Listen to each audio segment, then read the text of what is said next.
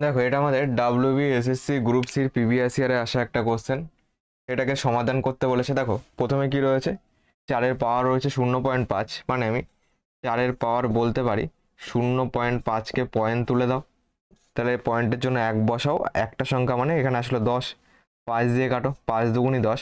দেখো 4কে আবার বলতে পারি 2 স্কোয়ার, মানে 2 স্কোয়ার বলতে পারি ইন্টু তোমার এখানে কত হয়ে গেল, উপরে কিছু নেই মানে 1 আছে, ইন্টু হয়ে গেল হাফ। তাহলে 2 2 কেটে দাও, এখান থেকে কত পেলাম, 2 পেলাম, এইটুকুর বদলে পেলাম 2। পরেরটা ক্যালকুলেশন করো।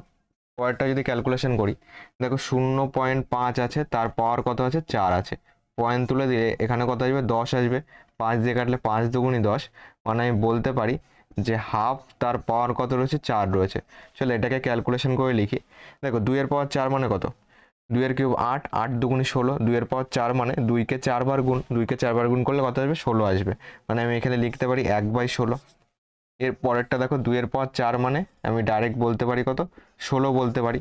এবার টোটালটাকে এখানে বসাই। চলো প্রথমটার থেকে পেয়েছিলাম 2, গুণ দাও, পরেরটার থেকে কি পেলাম, 1/16, 1/16 দাও, গুণ দাও, পরেরটার থেকে কি পেয়েছিলাম, 16 পেয়েছিলাম, 16 দাও।